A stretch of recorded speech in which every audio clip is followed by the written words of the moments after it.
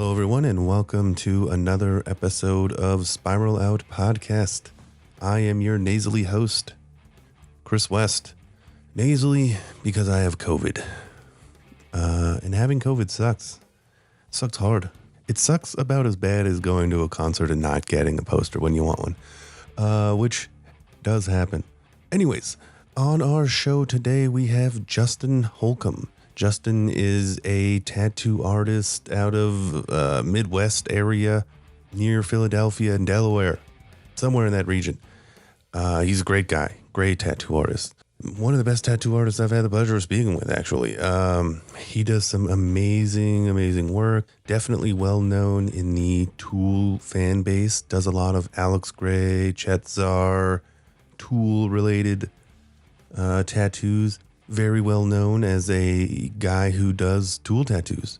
When I put it out there that I needed a Tool tattoo, his name came up immediately, and definitely has the work to back up those claims.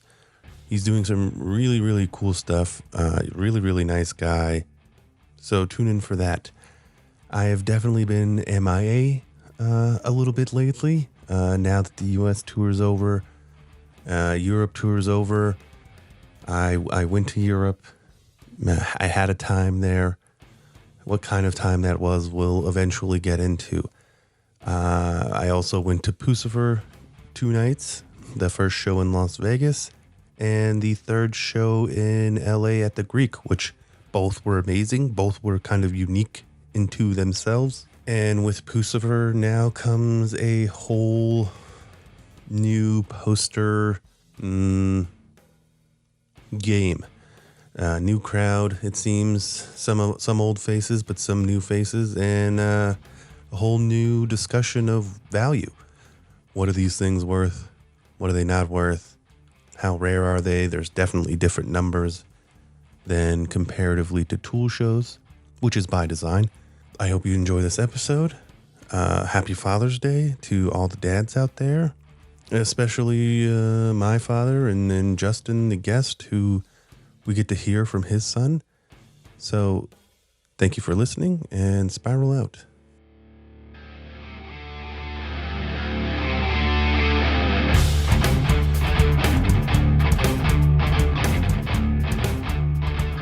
Hello, everyone, and welcome to another episode of Spiral Out Podcast.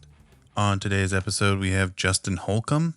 He's a tattoo artist out of somewhere near Delaware is what I got from our previous conversation. Yeah, so it's like, it's not in Delaware. I live in Maryland. Right now, I'm working out of Pennsylvania. But the area in which I live is right where Pennsylvania, Maryland, and Delaware all kind of meet there in the corner at the tip of the Chesapeake Bay. So like in 15 minutes, I could be in Delaware. In 15 minutes, I could be in Pennsylvania, so on and so forth. I don't think I've ever been up in that area. I think the furthest I've gotten was Cleveland. You'll have to come hang out sometime. That leads me to my first question is, so you're a tattoo artist, right?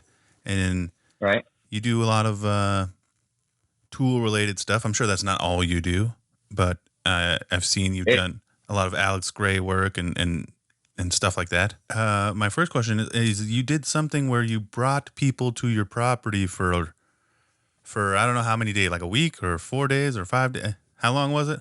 It was a week. George and Amy Davis came from Texas down in the Fort Worth area, and they stayed a week.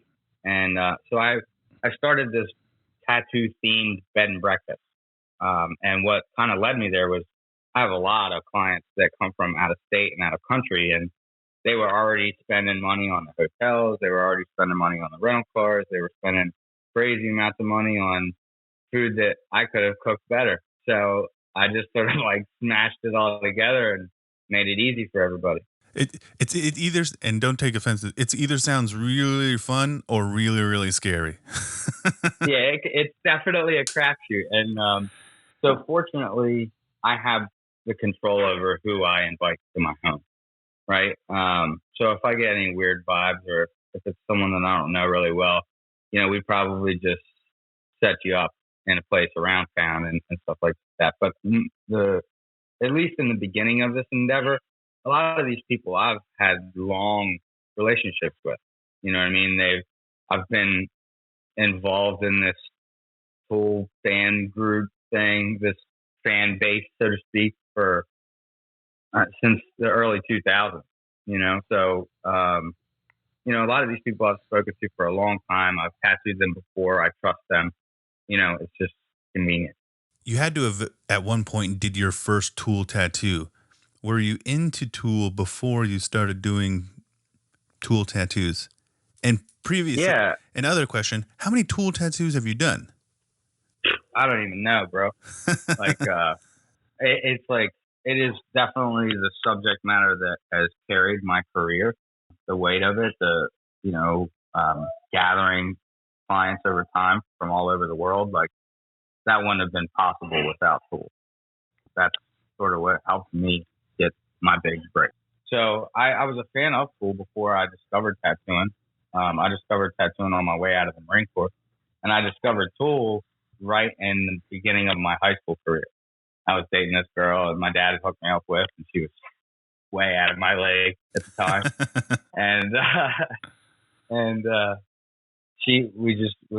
We got stoned one night, and we were riding to this football game, and she threw this CD on. She had this Ford Bronco, and the engine and the tires were so loud, and she had these little tiny shitty speakers, and I could barely hear it. But from what I could hear, like, I was like, well, who is this? You know what I mean? Like, this is so much different than anything I've ever heard. Yes, buddy. I love you too, buddy. Did you capture that moment? Yeah, I did. Do me a favor. So, bring him into the shot again. I'm going to take a screenshot. Hey, Gravity, come here, buddy. We want to take your picture real quick. Come here. Ready? This is Gravity. 1, 2, 3. Very good. Thank you, buddy. So, do you remember what album it was? Anima. Oh, it was Anima. And it was.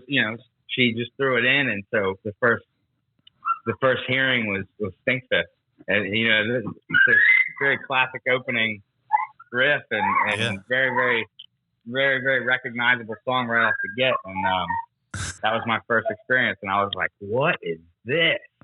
She was like, "You never heard Tool before?" And I was like, "No." She was like, "I'm about to take you on a ride, kid." Right. And this was this. And she did. And this was this hot girl that was completely out of your league.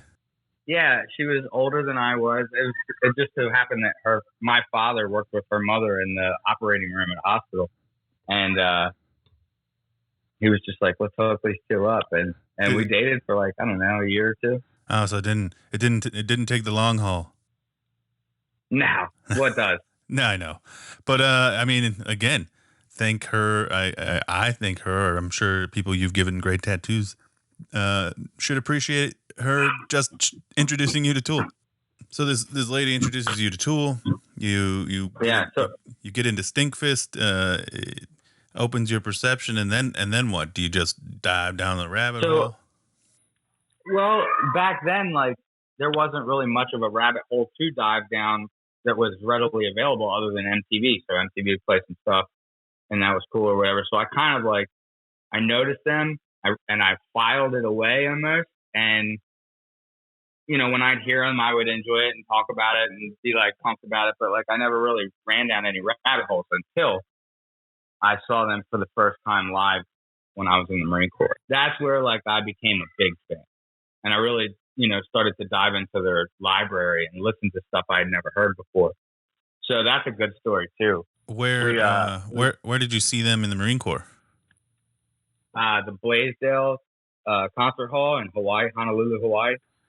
Oh, is that famous poster with? There's not a poster for this show. This was in 2006 or 7, or late 2006 or early 2007. I think it was, or 2005 maybe. I don't remember. 10,000 Days had just come out. Gotcha. And I heard them on the radio while I was working, while I was doing my Marine Corps stuff. And I heard the guy on the radio say that they were coming to town, and I was like, I gotta get tickets to that. So, and it was still like pre-internet, like internet was just sort of popping off. So like I went and camped out all night like a real fucking fan. No, I've done it, yeah. And for actual paper tickets. So we were the first people in line, and we camped out all night. And at some point, this guy showed up with a whole handle of whiskey and a bunch of Cuban cigars. I just got obliterated right? And I woke up in the car on the way back home, my ex-wife driving. Like, you know, when you wake up or you've been drinking, you're like, oh, what happened? And she like just quiet, and I was like, fuck, I missed the ticket. Fuck, I missed the ticket. And she just started smiling. I'm like, what do you know? What do you know that I don't know? And she was like, I got the ticket. So like everybody saw me get blasted drunk. And I'd been there for so long making friends with everybody that they all kind of looked out for me and held my spot for my wife to take care of my dumbass's car and then get back in line for the first ticket. So was this show have seats or was it a floor? Yeah, it was like an opera house. So like they had these, I got the first row of like bucket seats in this little space up top. Sure. Right over the left side of the stage. So right over So Justin. we were like, or right over Adam. Right over Adam. And it's this little tiny venue. And dude, they played the sickest concert I've ever seen in my life. It was the first time I had heard Rosetta Stone in its entirety. And I got to see it live. So like that was crazy. And at the end of the concert, this dude jumped off the balcony onto the people below. Like, it was crazy. They did their intermission, and when they did their intermission, they sat at the end of the stage and drank a beer together instead of going off stage. And dude, for 15 minutes straight, you couldn't even hear yourself yelling. It was like they fucking saved the world or something. It was crazy. I remember going to Tool shows back in that day when they used to play Rosetta Stone a lot and Wings and Lateralis, like every show. I think that was the first time I seen Maynard use the like big microphone, the megaphone. Was during Rosetta Stone. I loved that era because it was still some shows where you were just like on the floor. There were no seats. Yeah, I think that was the last era of Tool with no seats. So when did you start getting into tattooing? So on my way out of the Marine Corps, I didn't really know what I was going to do. I was involved with a mixed martial arts promotion over there in Hawaii. And a really good gym called the Bulls Pen. Some of the guys that sponsored that event over there at the Blaisdell were a tattoo studio. They were called Dream World Tattoo out in Waimanalo. And so they approached me and asked me if I wanted to get some free tattoos. And I was a very naive young Marine that loved the sound of that. Right. And so I went to go get these tattoos, and the dude just jacked up my whole left arm. And so I went around the island for a little while trying to figure out if I could get it fixed. And some people would say, yeah, you need laser surgery. And the other people would say, sure, I'll fix it. And I'd sit down and mess it up a little bit more. So finally one day we were at the barracks and I'd always been an artist. I've always been a painter and a sculptor. And so one day we were at the barracks, and my friend, he's kind of like a pack rat. He had all this stuff he didn't need. We were cleaning our barracks during field day. And I look in his Foot Locker and he's got this tattoo kit. And I was like, is that a tattoo machine? He was like, yeah. I was like, let me see that thing. Figuring it couldn't get any worse. You know what I mean? Right. It was like a love scene in a movie, bro. The whole world, Chris Isaac Wicked Games came on the radio. It was like a love scene. And I knew right then and then that's what I was going to do with tattoo. So you obviously had to like apprentice or no? Like, did you just... I did an apprenticeship, but it wasn't very fruitful. You know what I mean? Like, it was an old school artist who was doing things the wrong way and, you know, getting upset when things would arise or clients would not want to work with him. They'd rather work with me. And, you know, it just didn't work out. So I just went ahead and rubbed shoulders with the best artists I could find and picked their brains and just did the best I could. So what were some of those artists in the beginning that you brain picked? There's a couple local guys. There's a guy named Casey Anderson around here that I really respect as an artist and watched him get really good really fast. So I was really paying attention to what he was doing. Yeah, I mean, there were some local artists, you know what I mean?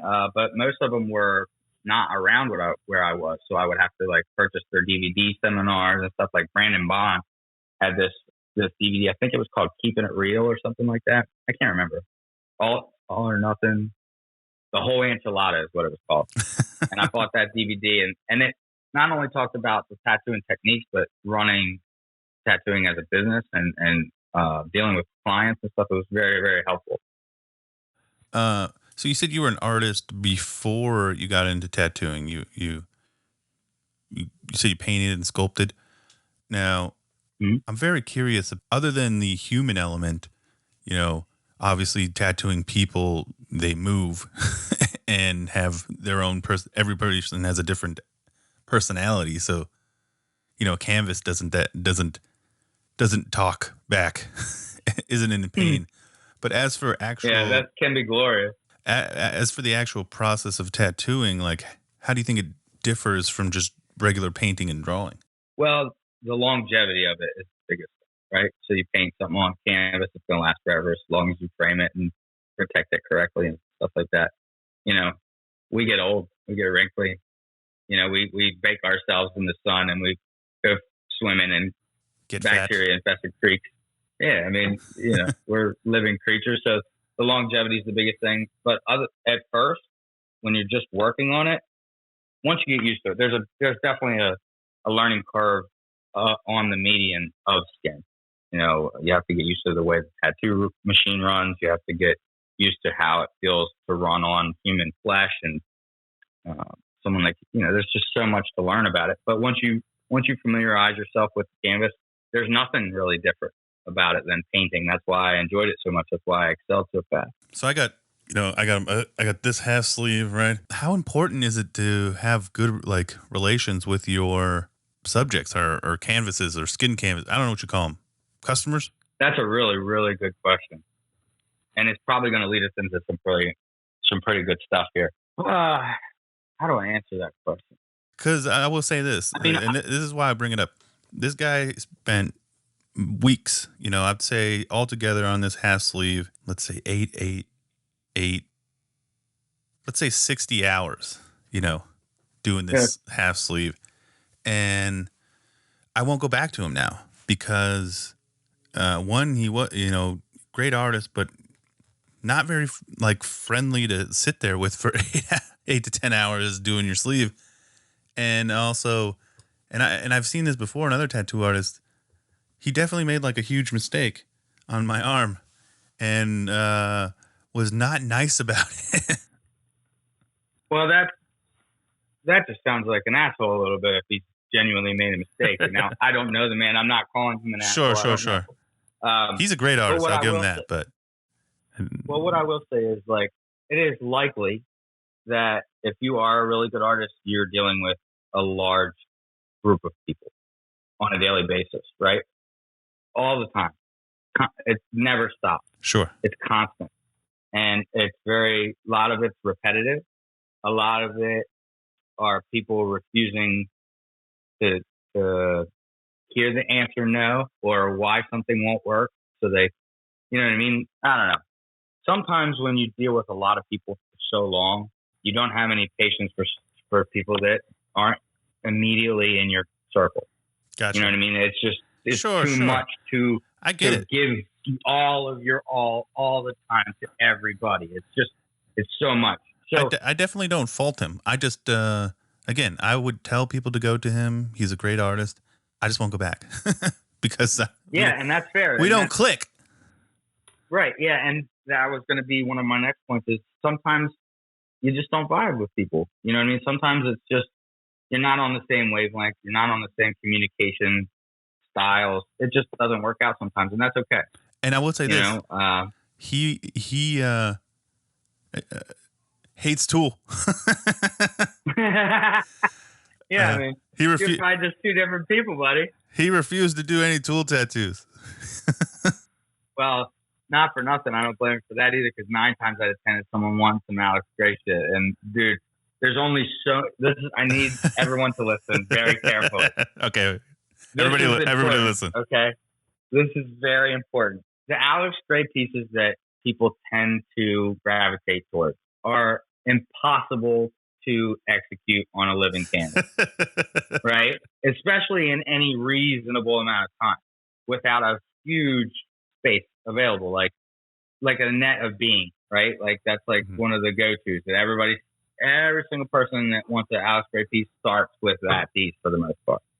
And I'm like, this needs your whole back. It's going to take 2 years. You know what I mean? Like, yeah. And then they're like, what? And they don't understand. And so it's a nightmare of a consultation most times. You know what I mean? Because you have to go through and re-educate people on what is actually physically possible. Like, you know, it has to be this big for it to last any longer than 2 weeks, right? Yeah. You mean so everything else? You mean you can't do a great turn just on the back of my hand right here? Exactly, bro. It's you know, detail equals room, and your skin is like bubble wrap, and you impregnate these cells to create the design of your desire. And the more elaborate that design is, the more bubbles you need to put all those inks in the spaces that those inks have, or those bubbles have. And not for nothing, in a very short amount of time, those bubbles are going to break, and the ink's going to go in the other bubbles around them. And so, you know, all that Alex Gray stuff needs significant room. It needs significant time. It's very, very attention to detail oriented. And a lot of people don't understand that what is involved in a project like that. You know, it took Alex 4 to 6 months to paint the fucking thing to begin with. And so it's going to take me a long time to recreate it. Right. They want you to do it in 8 hours, and he took 6 months. And then a lot of times I am doing it in anywhere between 8 to 16 hours. Yeah. Ugh. Do you remember giving your first tool tattoo? Like when, or at least like when it started to become a theme in your life? Because again, you're known in the tool groups and the tool fan pages as, you know, I put out there I needed a tool tattoo, and your name came up 6 or 7 times. Again, there had to have been a nexus moment or some type of origin story. There definitely was a launching point when it sort of went popular. I don't really remember exactly what my first tool tattoo was. I think it might have been on a gentleman named Jack. It's hard to describe the reference, but it was a portrait of Maynard, and he was leaning on this microphone, and he, you know, was in this green light. I think it was a painting rather than a photograph to begin with. I think that might have been my first one, and that just occurred because, you know, it's just by chance we found out we were each tool fans, and I was like, dude, I'm hooking you up. I've never done one type of deal. But the one that really like got my name out there I would say it was probably Shane Hexum's tattoo. I just was at Shane Hexum's house 2 days or like 5 days ago. Yeah, I think that one's probably the one where people were like, who the fuck did that? Which one is that? I don't know it off the top of my head. I don't know the name of the painting, but it's a forearm piece, and it's got the guy at the bottom, and he's got these like chakras above him, and it's all geometric looking. It's crazy. I don't know the name of it. We'll have to I'll hit him up and snip it in. Yeah, no, I got a picture I could send. Yeah, please do. Because I'll release it with the episode. So you did Mr. Hexum's, who makes the pins. You did his forearm, and that's kind of what kicked it off. Well, that was because Shane's so embedded in the fan base as well that I think just a lot of eyes got on it. And once that happened, then it just like sort of started to run away. I started to, you know, do fans like Wes Harden, rest in peace, buddy. Alicia Rhodes came to Jerome. I started tattooing a lot in Jerome too. I think that helped a lot. I was working at the Jerome Tattoo Company right there by the Pusper store. Really? And I was guest spotting out there a few times a year. And clients were coming into Jerome to get basically the whole deal. They go visit the winery, they go to the Pusper store, they get a tattoo by me, and they do like this whole little thing. And so Alicia Rhodes came into Jerome and got tattooed for the documentary The Holy Gift by Stefan Fazzaldi, I think that's how you say the last name. I don't know about this documentary. You don't know about that, buddy? No. Yeah, it's a good deal. I'll send you a link. He worked on it for like a long time, like 7 or 8 years, I think it was that he worked on it. He's from France. Okay. So he put this post up that was like looking for tattoo artists or people that have cool tattoos in the Cleveland area. So I hit him up. I was like, I'm not coming to Cleveland, but I'll be in. If you want to get some footage of a tool tattoo, why don't you come to Jerome and get the guy that does the tool tattoos to do a tool tattoo for your full documentary. So he changed his flight from Cleveland to Jerome or to Phoenix and came out and filmed that. That's where I started meeting a lot of people that were like embedded in the fan base, like the band Schism, Sure. Alex Gray, starting to rub shoulders with some of those guys. Have you got to meet Alex Gray or anybody like that? Yeah, I've met Alex a couple times at his house. He does those little get-togethers, and Schism's played up there for April Fool's Day. So, I'm real close with those guys. I've hired those guys to play like 3 or 4 of my tattoo shop anniversary parties. Sure. What's like meeting Alex Gray? Because you've obviously had tattooed his artwork prior to probably meeting him, correct? Yeah, and when you go up for these little get-togethers that he has, he's painting and stuff. So like, I guess I had a pre thing in my head about like what it would be like to meet him. So it was kind of like my goal to be like end up getting to paint with this guy. Yeah. You know what I mean? Like, how cool would that be? And then when I got there, I could tell that his wife was kind of running the show, and like there was no chance of me painting with Alex without paying some money. So I was just like, I just would have left it at that. Yeah, the expectations will kill you. I liked it there. Everybody I met was really nice over there. They're very good hosts. Sure. Right? What happens at these get-togethers then? Usually Alex gets up there and does like a whole speech about his artwork and his association with the band, and how, he's grateful that, they chose him to represent what they're doing. And then he talks about, DMT a lot and stuff like that. And then everybody kind of breaks and walks around, and then there's usually some kind of entertainment. There's always a big bonfire going on, some howling at the moon shit. Yeah. You start doing tool stuff, you starting to get noticed, and you start creating this name for yourself as the guy who does tool tattoos. Not only that, you're doing them in Jerome. On social media, I would link up with, some tool fan that, wanted a tattoo. Like, I'm doing my next Air TNT with Heidi Hunt. I met her out in Jerome, Arizona. I did a perfect circle portrait on her out in Jerome, Arizona. So just like that, certain clients would say, hey, I've always wanted to go to Jerome, Arizona. I've always wanted to get a tattoo by you. Why don't we make that shit happen? And we would. So how expensive is that for a customer? Do they have to pay for your flight and whatnot?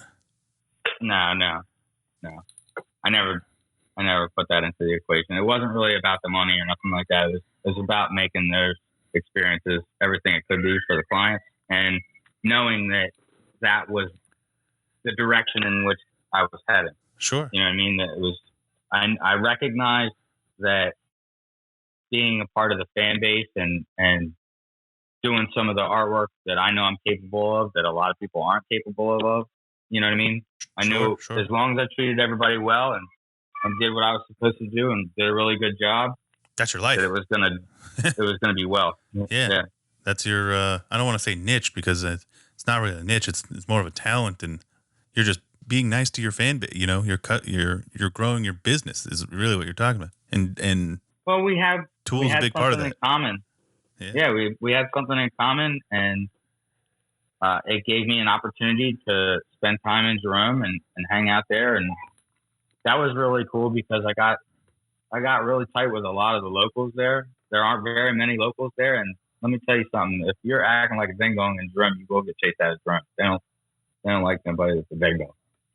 So it was really cool to spend some quality time up there and get like sort of, for the most part, accepted into that little group of people.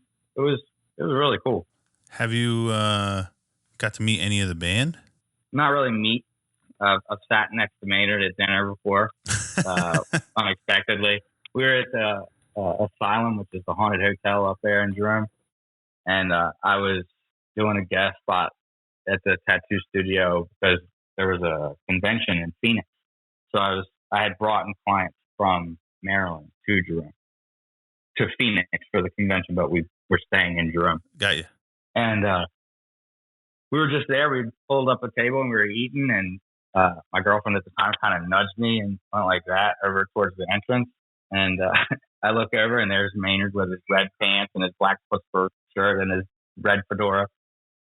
and he's got a new baby in tow, and his wife and some other person. I think it ended up being someone that was subbing in for Matt McJunkins when he was with the Eagles of Death Metal in Europe. He kept coming into view and out of view, talking to the hostess or whatever, and he started pointing in our direction. And again, I was just not even really. He's probably like, "Oh, there's that fucking guy. I don't want to sit anywhere near that guy." You know what I mean? Yeah.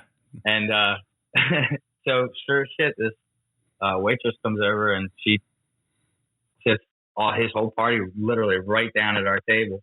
I didn't say a word to him. I just sort of was just like, "Okay, cool. Why not? This is sort of weird."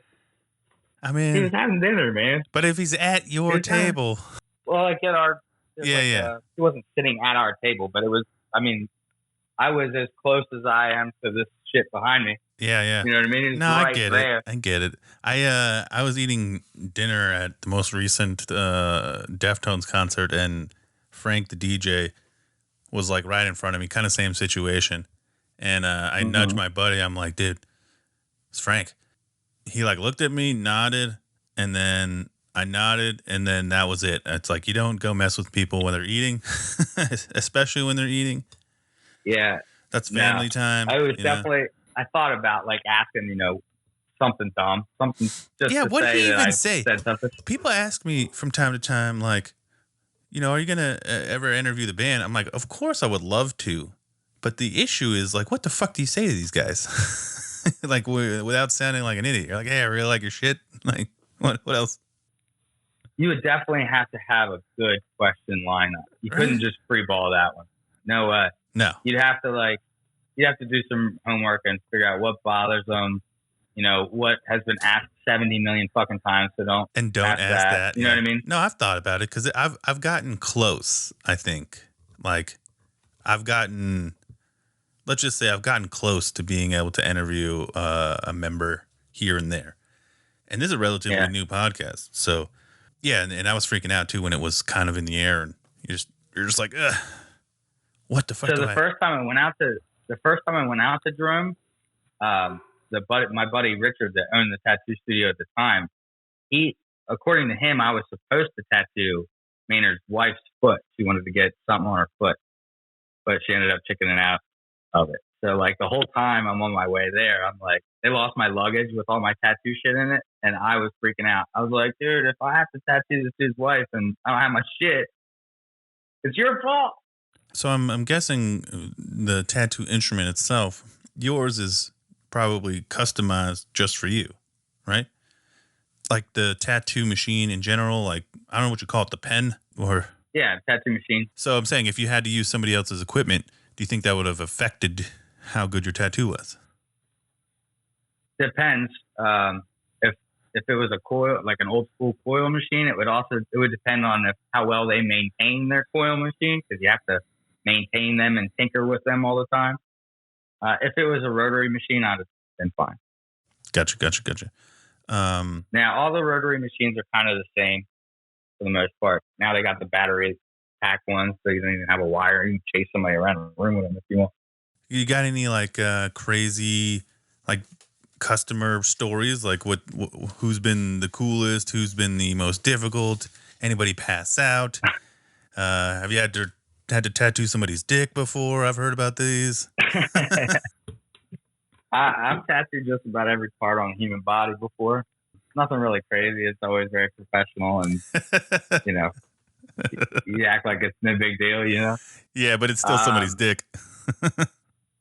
Yeah, well, it's not just dicks, but yeah, there's some dicks, What are you gonna do? Nothing. You got to do your job. You do your job. Well, there's a handling fee for those. You know what I mean? That's a $500. That's a $500 handling fee at least. People can be difficult. So like any crazy stories that I probably have are going to be just me venting or bitching about how difficult people can be, changing their mind 50 million times. I had this raffle or whatever, and I'm not even getting all the money for the raffle. He put $300 in. He won one of the two prizes that were given. And then he changed his mind 75 fucking times during the consultation process. And a lot of it pertained to what was physically possible. Of course, he wanted Alex Gray shit, so I I was showing him what was possible, what was available, because I've done a bunch of these Alex Gray pieces, so they're already on clients, and I've already promised those clients that I wouldn't do those tattoos on anybody else. So there's only a handful of things that are available in that Alex Gray realm. Anyway, he changed his mind 75 times, wanted to sell it a couple times during that whole consultation. And I'm like, I don't like my shit being resold for profit for you, but I guess, okay, Yeah. Just let me know who it is.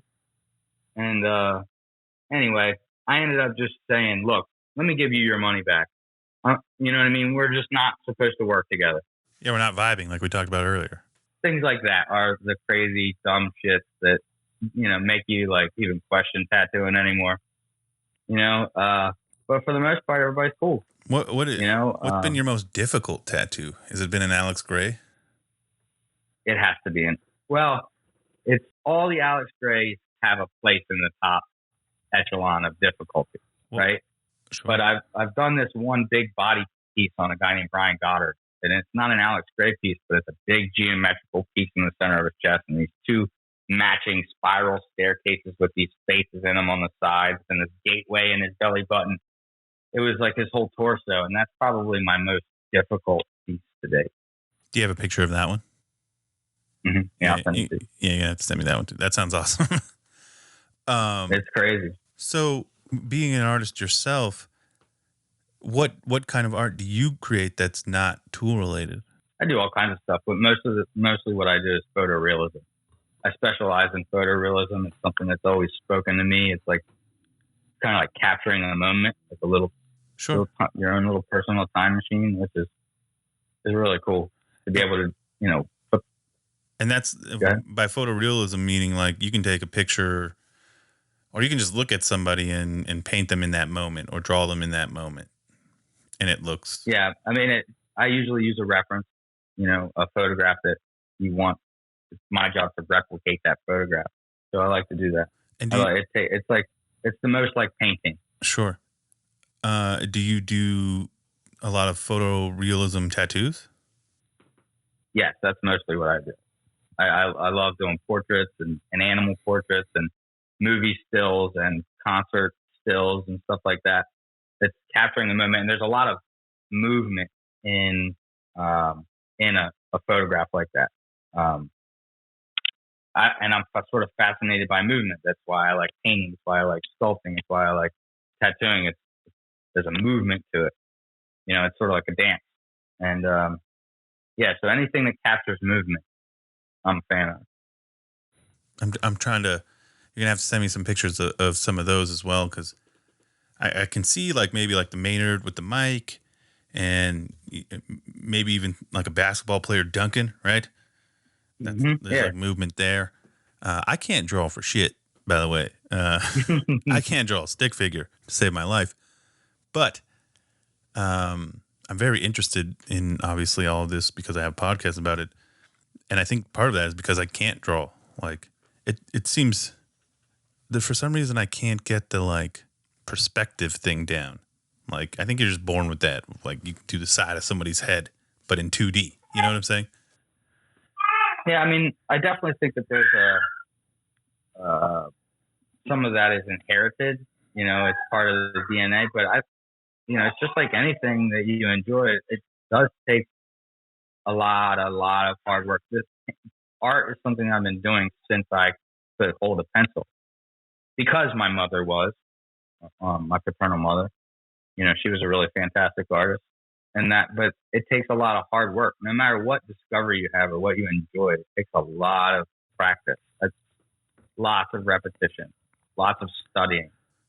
So other than Alex Gray tattoos, what other you've done, like you said, portraits of Maynard, any other non-Alex Gray? Oh, I've done anything you can think of that has to do with the band, like a lot of the Claymation videos that they played on MTV and the Butler and whatnot. Cam De Leon stuff and the double Oculus eyes and a lot of Chet Gar tattoos. Yeah. Anybody that's really created art for the band or any of the concert stills or music videos, they've all been They've all been messed with or considered or done. What's been your like most proud tool tattoo? You're gonna put me on the spot here with a lot of clients. I don't know, buddy. There's a few that stand really far out. I mean, man, there's so many. I'll just rattle some off. I just recently did one on my buddy Ben Coyle. He got the Dying. It's the Alex Gray piece on his forearm. It came out fantastic. Shane Hexham, of course. That's a fantastic tattoo. George Davis has gotten a few now from me. One is the Alex Gray, the hand painted with the paintbrush. I've done that one on him. He just got a Chet Zar tattoo with his Air TNT package. That was the guy who most recently came. He got the Chet Zar, right? Like somewhere on his arm, right? Yep, that's correct. And Heidi Hunt's got a really good APC one. Alicia Rhodes got her whole left side of her back done with like a 90s undertow portrait. Like a concert still from one of the live shows in the 90s. Wes Harden had a whole leg sleeve of the band members and like comets hitting the earth and a bunch of cloud dust that was coming together really, really cool before he passed away. My buddy Donnie Russ, he's got a whole sleeve. It's got the double Oculus eye and the Schism video and some other stuff, a Chet Zar piece in here. My buddy Brad, he's got the Chet Zar piece with the eyes on the forearm. He's also got the gas mask Chet Zar on the front of his arm. There's so many. Gotcha. There's so many. What about other bands? Do people ask you to tattoo stuff from other bands? Absolutely. I think actually Heidi Hunt's getting the guy from Judas Priest and a portrait of Lane Staley. Lane Staley? What? God damn it. Staley, yeah. Yeah. I mean, it was Alice in Chains, singer that died. Yeah. Yeah. So we're doing two portraits while she's here for a week.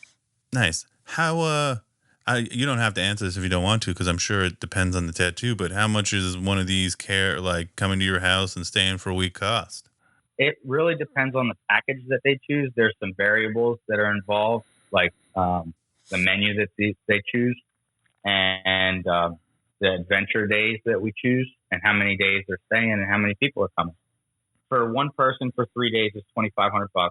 Comes with your transportation to and from the airport. It comes with your meals. Comes with any entertainment that we do, and of course the tattoos and the aftercare that is required for those tattoos, and a little gift bag and some swag and stuff like that. 2 people for 3 days, I would do for $3,000. You probably wouldn't have as much time for an adventure day with that as well, though. And then what most people are doing is the 5-day, or you can bring up to 4 people, and it's $5,000. 5 to 7 days is $5,000. Because I'm curious to get on one of these packages eventually when I stop buying so many posters. Yeah, posters are definitely something that can get you in trouble. Dude. I've got a bunch. What's your favorite? Oh, man. Or what are some of your favorites? What do you got? My favorite so far is probably because I shared the memory with my oldest son, was the Pussifer in the Fillmore in Philadelphia with the Moon Man. It's autographed and everything. Yeah. That's probably my favorite because of the sentiment of the show. The second favorite is the Hawaii poster from 2010 or something, 2009, whatever the orange one is. Yeah, the orange and white one. And just because I went to a Hawaii show, they don't have a poster for the show I went to, so that's like the next best thing, I guess. Man, do you take posters as payment? I have used posters as payment, yes. In fact, George Davis used a poster that was doodled by Chet Zar. Let me see if I can show you. I don't know if you can see me or not, but there's the poster that George I can see created partial payment on his Air TNT. That's a fucking awesome one. You're gonna have to send me a picture of that too. Yeah, and then I got some posters hanging up here on the wall up here. You got a bunch, bro. Well, this is only some of them because I don't have enough frames for a lot of them, and the frames is a killer part. That's one of 100. That's the actual canvas. Hi, Gravity. I got a bunch that aren't in frames yet. Well, there's a signed drum head from that same show as the Moon Man. Yeah. I don't have a Tool drum head yet, though. I'd like to get a hold of one of these days. Me too. I tried real hard in Europe. It didn't work out. Tool has so much art. It's really hard to decide. And me, I don't want to do what everybody else does and get Alex Gray just because it's Alex Gray. Yeah. There are a lot of people that don't want portraits on them, right? But I would say that the most versatile subject matter that you can tattoo, band related, that you're not going to have the same piece as someone else, is the concert still. You know what I mean? Like moments from concerts. You know, and there's some pretty epic ones out there too. Sure. I don't get faces for tattoos. Yeah, a lot of people feel that same way too, and I can definitely understand why. You know what I mean? It's just someone else's face on you. It's kind of weird. Yeah, and not that I don't trust your ability or any tattooist ability. I know I would find I'd find some way to hate it if Yeah, you just steer clear of that one then. Yeah, no, I'm very neurotic. Mm-hmm. Like again, when I was and a lot of people are. And now I will say, in devil's advocate, there is if you point out one thing that you're kind of worried about, that's like a no big dealer. But if you're like picking apart every single thing that the artist is trying to do while they're doing it, that can get too. I've had that happen before too. Yeah, that's like I literally. You got to trust me. Well, you definitely got to come in for one of these little getaways. Yeah, no, it'd be good. I'm definitely thinking about it. I got to figure out what to get that's tool related or at least spiral related because of the podcast. Yeah. No, I'm trying to think of what good questions you would want people who are getting tattoos to know. Kind of like you said earlier, you can't. There are limits, especially when it comes to Alex Gray. Yeah. You got to have trust in your tattoo artist, Yeah, and if you're asking for something, if you're asking for something in the design or something, and the artist says that's not possible or no, I'm not comfortable with that, you shouldn't try to pressure the artist into doing it. Yeah. You know what I mean? Or anything like that, or getting frustrated because they've said no. There's a reason for that. And if you're approaching an artist about an Alex Gray tattoo in the first place, you should have done a lot of research. That's probably the most difficult tattoo that you can possibly pick out in any tattoo. So I can't think of any other example of a tattoo that is more difficult than an Alex Gray tattoo. So, you should do your research. You should listen to the artist. They know what's possible. They know the amount of space that is required. They know how much time it's going to take, and they know what they're worth. And they know their own capabilities. Right. So if they're saying no, there's a reason for that. And if you don't agree with them, you should still respect the word no, because that means that they're probably not going to be able to do it if you force them to. Yeah, and go find somebody that can. It's an open market. But you also got to be wary that there are people that'll tell you they can do things that they can't do. Yeah. Just to get your money. Sure. So if you've researched out a good artist, or you're in touch with a good artist, and they say that's not possible, and you go to somebody else down the road, or you go to somebody's cousin or brother or friend in their kitchen, and they say, yeah, sit down, I'm going to do that, no problem. They're lying to you. Be careful. You're telling me not to get a backyard tattoo in my friend's cousin's wife's garage? No, not unless you know for sure that artist normally doesn't do that. Like, I know Carl Grace, right? Funny story about Carl Grace. He's like one of the most famous black and gray artists on the planet. And he goes to people, like celebrities' houses, and does tattoos on them in their house, And I had a girlfriend at the time. We were at this tattoo convention, and who's sitting right next to us but Carl Grace. And she proceeded to tell him how she shouldn't be doing tattoos in his house. And it was the funniest thing ever to watch her do that, because he's just looking at her like, who are you? Bitch, I'm a legend. Like, that was Tim McGraw's house, bitch. What about? And it was. He was doing these big guns on Tim McGraw's back. It wasn't horses? No, I think it was guns. It might have been horses too, but it was a big piece on Tim McGraw. It wasn't beer for his horses. I'm just kidding. How much cover up stuff do you do? I do a lot of cover up, and I usually enjoy doing them because it's the opportunity to take someone's regret away. Dude, that's number one for me. Yeah, that's cool, right? Like, to be able to do that, that's awesome. There's a lot of that, what's possible, not possible in that conversation. You know, you can't just take any old tattoo and slop it right over top an old tattoo and it works like that. You have to Tai Chi it. You have to move with what's available and put things around things and use dark backgrounds to cover up things. There's some finesse to a good cover up. You can't just smack a new tattoo over an old tattoo and expect to not see it again. I think if I went and saw you because of this conversation, if I did that home away from home package, it would be a cover up. And I'm going to tell you why.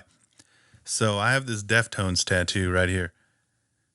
I got on my 17th birthday, right? And I was raised by my grandfather. And while getting the tattoo, he died on my birthday. I literally had to get up from the tattoo, rush over to the house, watch the ambulance take his body away. Then the next day I go and finish the tattoo because I paid for it. What else am I going to do? I don't even remember getting it. All I know is I have this like terrible tattoo that takes up half my arm. It'd be different if it was good. It was well done. It was not well done. And it's just like this constant reminder of like, oh shit. It's kind of crazy you bring it up because yesterday was the anniversary of my father's passing, and it was on my little sister's 18th birthday when he passed away. And I remember getting called away from the tattoo I was doing to experience pretty much exactly what you just described. And I hope my family member doesn't ever listen to this podcast because a family member took me back to the tattoo artist the next day with their spouse. And I just found it completely odd because they both got tattoos to commemorate my grandfather. He was a great guy. He's like, he was like an innovator in construction. And you ever seen that movie Big Fish? Yeah. He's kind of like that guy. Just kind of been everywhere, right. Done everything type person. Anyways, my family member and their spouse both got matching tattoos on their neck to commemorate him. And I just found it completely odd that two people had his birthday and my birthday on their necks. And I get the commemorative thing, but they're not even together anymore. So some random lady that used to be with one of my family members has my birthday and my grandfather's birthday tattooed right on her neck. And I have no idea where she is. I don't know this lady anymore. Location. Somebody's going to ask her, like, yeah, I'm sure she gets asked all the time, hey, what are those two dates on your neck? And it's like, I used to date this person and their father died and we were cool. So I got, you know what I'm saying? On my neck. Yeah. That's funny, buddy. No, I know it's hilarious in retrospect, but I'm telling you, during that day after he died, and just sitting there like some guy trying to finish this Deftones tattoo as fast as possible because he's just like, this is terrible. What just happened? This, you know. Do you have is your video working yet? I couldn't really see the tattoo, but I did hear you say that it's like half your arm, right? Like it's big, right? It's I'll get the video. There you are. It would be very hard to cover up, I think. Yeah, that's what I would assume. Yeah, I mean, and it's very black and bold. I mean, nothing's impossible. No, but it would definitely. I don't have expectations when it comes to that thing. I've been told I have to get laser surgery as well, and to get it lightened. That might be a good idea because otherwise, from what I can see, you're going to need to almost do your entire arm just to cover that up, just because you wouldn't be able to just smack something over top of it, right? You'd have to put something below and above it and then have a dark, busy background in between those two things in order to do that work. Does that make sense? Of course. And I'm in the attitude of like, if anybody wants to take that on, I'll just let them do whatever they want. I don't even care. You know, it's just like, I mean, you can always go with outer space. Outer space is like, that's what I thought. That's what I was thinking. That's like a go-to, because like you can have big voids of black or get that really gassy nebula look out of something that looks like what you're formed of. Which you're not gonna. Which I love. Yeah, and that's the easiest, most reasonable approach for sure. But anyway, it's a big project though. For sure. And like you said, and we've been talking about this whole episode, is when you're going to get a tattoo, you should have reasonable expectations. Yeah, definitely. And have had a lot of discussion about it, be on the same page. And I'm back. Hi, buddy.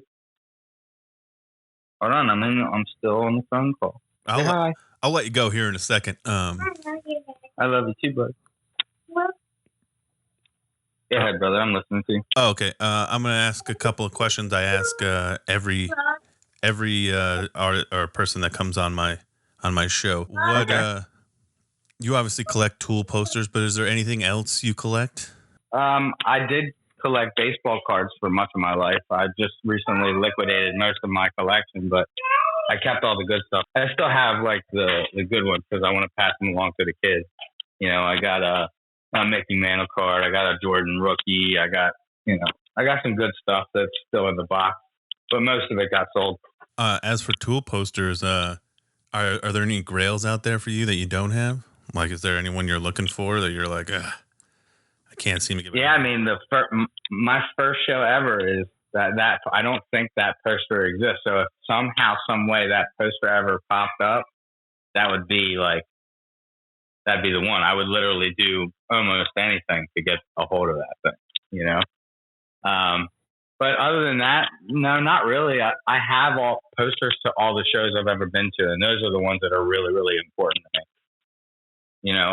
I collect the ones that I've been to, and I've been a part of some of the Secret Santas and the raffles and stuff like that. So I've gotten some that I haven't been to, but most of the posters that I have are shows that I've actually been to. That's awesome. I'm trying to get there too. It just so happens that all the Vegas, I live in Las Vegas, all the previous Vegas ones are for some reason quite expensive and rare. You know what? There is one that I have been to that I never got a poster to because it was a shit show at the merch booth. Was the Monster Mash. I was at Monster Mash and I didn't get a hold of the poster for that. I'd really like to get a hold of that because that was a great concert. I see them pop up every once in a while. Yeah, you can get a hold of them once in a while, but they're pretty expensive. You should just put a post up. We'll trade tattoo for Monster Mash. Yeah. We'll see it. Maybe we'll do that. Maybe you can help me push that. I will. I'll put it in the liner notes for the episode. Yeah. Last couple of questions. What has been your favorite Tool song you've seen live? Rosetta Stone, hands down. That I had never heard that song in its entirety because of the way it starts out on the album, and I was still kind of getting into them. So I skipped over that song so many times when it was just him talking in the megaphone because I couldn't understand it. But once I saw it live in concert, I was blown away. And which is really cool because I'm good friends with Bill Manspeaker. And that's the dude that the song's about. Bill Manspeaker. The dude the guy from Green Jello? Okay. Yeah. So apparently that's a story that he came back and told one night and that they turned it into a song. Oh, wow. I did not know that. He's supposed to come on the show, but he's kind of aloof. Yeah, but once you get a hold of him, he's a cool dude. Very personable for sure. Anytime he's in town, he stays at my house. Very cool guy. And Green Jello's touring right now, I think. Yeah, they're always touring. That's one of the coolest ideas ever is to have band members in certain locations instead of shipping band members all over the country. How cool is that? Yeah, it's like having hired guns. Yeah. Yeah, it's definitely interesting. I don't knock anything, but I know that if if it's very creative, yeah, you know, especially for and that, it's definitely for that project, you know, because that project's always been creative is the right word. Yeah, very creative dude. He's very intelligent. He's very fun to talk to. You guys will have a blast. Great. Last question. Favorite Tool song and lyric?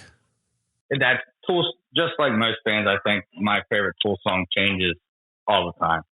You know, it's how you're feeling. It's how, you know, what kind of part of life you're in. You know, you'll go back and listen to a song, and just because you haven't heard it in a year, you'll be like, oh my God, I never noticed that. And it'll be something you listen to on repeat for a couple of times just to get that in you. You know, there's so many different songs that attach to so many different parts of life at different times that it's hard to pick one. So what's your current one then? My current one? I like Ticks and Leeches right now. I like Hooker with a Penis right now. Thank you for coming on the show. And tell people that was fun. Tell people where they could find your stuff, how to get a hold of you, if they want a tattoo, all that good madness. I'm sure you got a waiting list and yada yada yada. The easiest way to get a hold of me is on Facebook, probably, just because I use it the most. I don't ever really check my Instagram messages unless I'm expecting something. I never check my email because it's just too much. And I try to separate certain things. So if you're trying to get a hold of me for a tattoo, the best way is on Facebook. You can try Instagram. Sometimes I check that. It's Follow the Train Hat on Instagram and Justin Holcombe on Facebook. Pretty easy to find. I'm booking in like August or September at this time. Air TNT packages are a go. That's like fully off the ground right now. So if you're interested in coming into town and not spending a whole shitload of money on hotel rooms that you don't know where people have been doing in, and you don't want to buy a bunch of food, and you don't want to drive anywhere or have to get rental cars, like, it's the way to go. No brainer. How long is the tattoo session when you do those at home ones? It's all day. It's as long as the tattoo takes, usually, for the most part. Now, some tattoos require second sessions or third sessions, depending on the extravagance of that project. But, a full day is normally about 8 hours.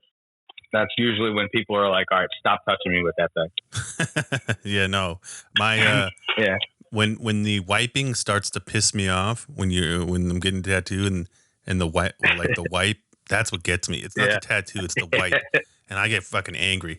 I'm like, all right, stop touching me with that fucking paper towel. Yeah. Yep. That usually occurs right around the 6 to 8 hour mark. Again, thank you, Justin, for coming on. Find him on Facebook.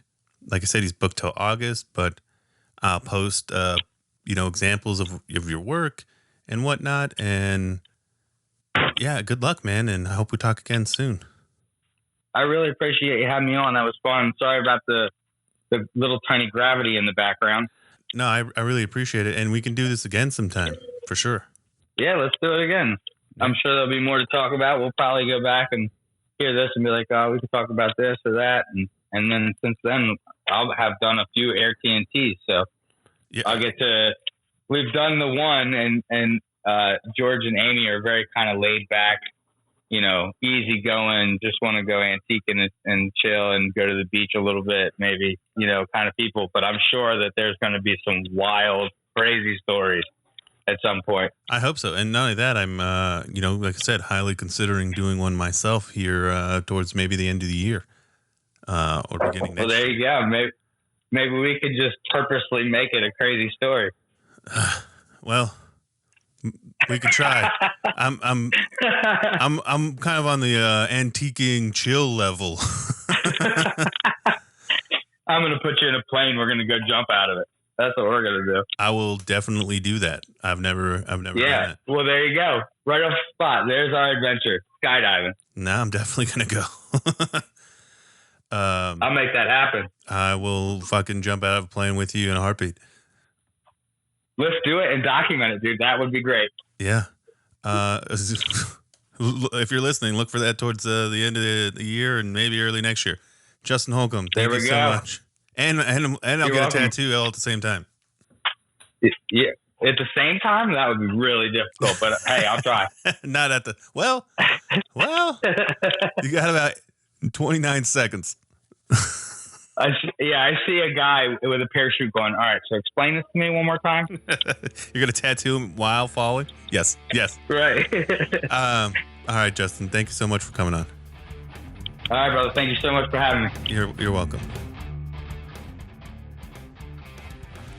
Thank you again, Justin, for coming on. I'm definitely going to have to contemplate jumping out of a plane with you. I feel like I can do it. I feel like I'd be fine. As long as they don't have like a really strict weight limit, you know. I'm not a small person. Again, Pucifer on tour right now. Is such an amazing show. Oh my God, the aliens, they're dancing. Karina's dancing. Jesus, Karina is dancing.